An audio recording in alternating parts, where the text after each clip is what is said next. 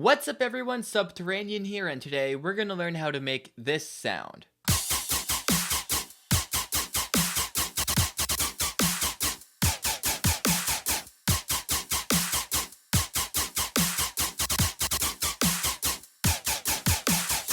This is a very unique type of sound that was inspired by the Frim's recent song, Swipe My Swords. So, we're going to get started by initializing the patch in Serum like always. And we'll delete these external effects for now, we'll be using those later. And let's start with our first oscillator. We're going to be using basic shapes, in fact that's what we're going to be using for both of these oscillators. And we're going to keep the wavetable position right here at the very left, so we just have the classic sine wave. Now let's bring this oscillator up a couple octaves. We'll put it all the way up at +4, and let's increase the semitones to +7. And seeing how we're using a high-pitched sine wave, you might have already guessed that we're going to be using frequency modulation for this sound, and you'd be right. So let's take the level of Oscillator A and turn that all the way down. And just before I do anything else with this sound, I'd like to mention that in the description box below, there's a link where you can download the full Ableton project file as well as the Serum preset. So even if you don't have Ableton, you can just chuck the preset in and then add on a couple of external effects and you'll be good to go. So now that we've got our first oscillator set up, we're going to turn on Oscillator B. And like I said, we're going to be using basic shapes, and we'll keep this on a sine wave as well. Now let's go to our little warp panel here. We'll select FM from A, and let's turn this up a decent amount.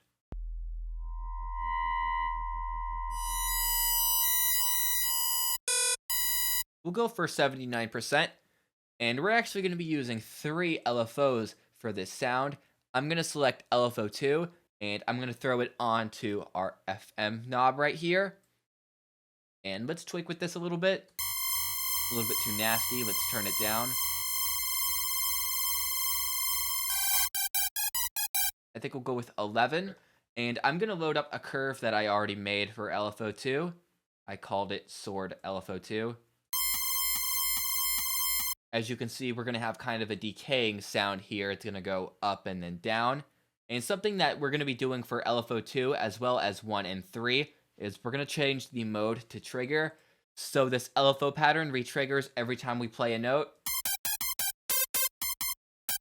And we're also going to set the rate for all of these LFOs to 1/8. Now I'm going to turn the level of Oscillator B all the way down. And I'm going to throw LFO 2 onto the level. And now I'm going to tweak with the modulation here, just see if we can get it at a nice volume. I don't want anything too loud or else we'll end up clipping later. We'll just go for 70, I think. Now, so far, this is just kind of sounding like a more bland take on your generic Terror Squad FM basses that you hear constantly in modern dubstep music. But we're going to change that right now. And the main thing that's going to make this sound very distinctive is we're going to turn on the filter. We'll send oscillators A and B through the filter, and we're going to change this to be a reverb filter. We're going to play around with this cutoff knob a bit, and let's see if we can get it in a good position.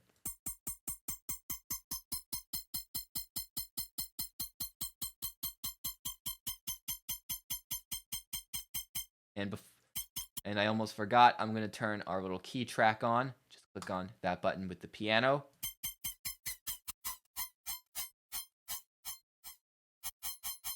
Right here at 204 Hz should be good.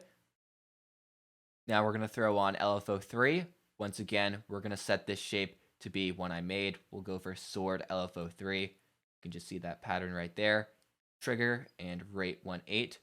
Like LFO 2, and we'll be doing the same for LFO 1 pretty soon here. And let's throw that on, and we're going to tweak with the modulation. That's way too heavy, and so let's turn that down.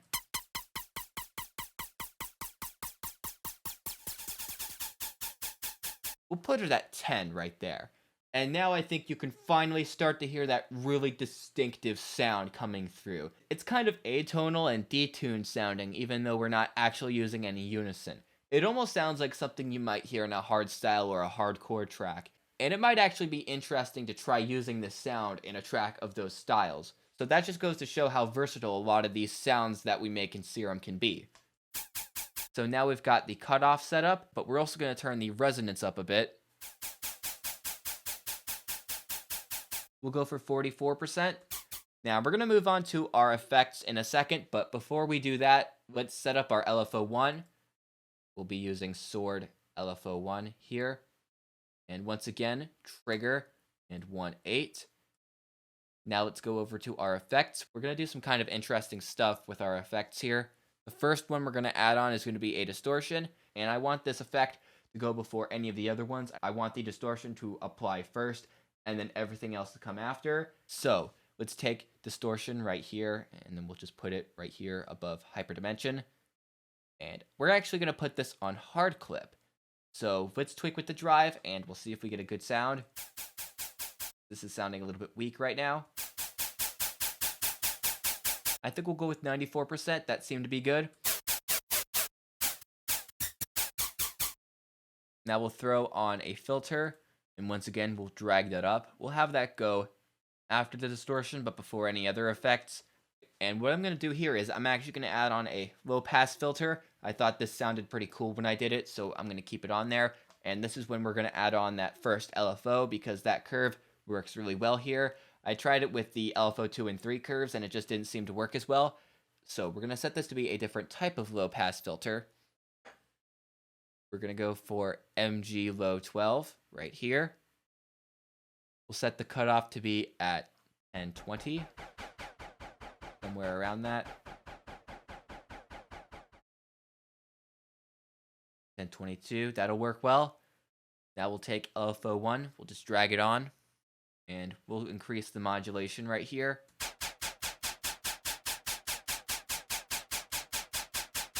I think we'll go with 44. That sounds nice. Now we'll throw on an instance of hyperdimension. Let's turn that mix down a good bit first. Don't want too much of a phasing sound.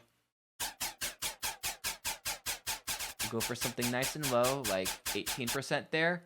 Now for the dimension, let's turn the mix up. Go for 26%, and we'll turn down the size, tweak with that a bit. I think I want something pretty small. We'll go for 11. And now the last effect we're going to add on inside Serum is going to be a compressor. We're going to change it over to be a multi-band compressor, and let's just turn up that gain. We'll go for 8.9 decibels. Brings out some more dynamics in the sound and makes it a little bit more in your face. And now we're done with the sound as far as Serum goes, but we've got a couple of external effects that we need to add on. The first effect that we're going to add on is going to be a reverb. And like how I usually do for my sounds, I'm going to turn on the low cut. I'm going to leave the high cut on with the input processing tab, and we'll make a curve that looks somewhat like this. And we'll turn off the chorus. It's not really necessary. And now let's decrease that decay time a good bit. We don't want something that's super huge.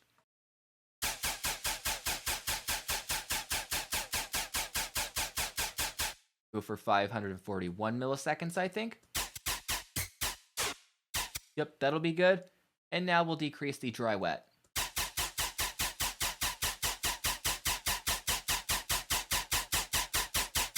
We'll go for 26%. That sounds nice. Now we'll throw on an instance of EQ8. I'm going to set our first band to be a low cut times 4. And I'm going to cut out the low frequencies because this is a pretty high-pitched sound. The frequencies should stay more in that high range. And if you're using a sound like this in a track, then chances are you've got a separate sub-bass running. So taking out that low frequency won't diminish any oomph because that's coming from a separate sound. Go for just 60 hertz there. Now band 2, we're going to keep it on the default curve. And we're just going to make a small increase around the mid-range. We'll do 306 hertz. And let's increase that gain just a bit. I think 2.38 decibels will suit us well. And I think that's good. You can compare with and without. Not too much, but I feel like it was a little bit lacking in the mid, so that improves it a decent bit. And now you may notice that the sound is a little bit dull right now because we've got that low pass filter running. So we're going to bring out some of those highs. we're going to take our fourth EQ band that's set to the high shelf on default. We're going to use the high shelf, and we're going to set the frequency to be at about, we'll do 5.01 kilohertz, so 5010. That probably wasn't necessary. You could probably just do 5.00, which is the default, and it would sound the same, but that's just how I had it set up, and it sounded nice there, so we'll just go with that. And we're going to increase the gain a somewhat substantial amount.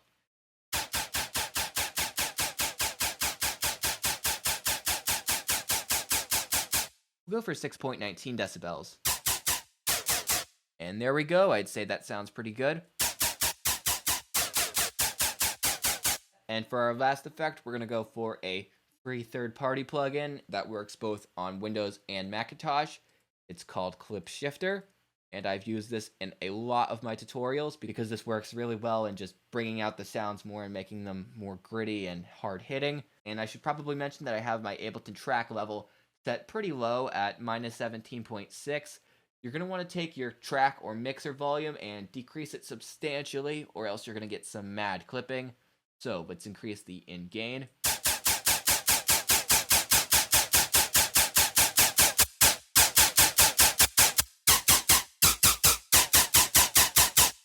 We'll go for 8.04 decibels. And there we have our sound.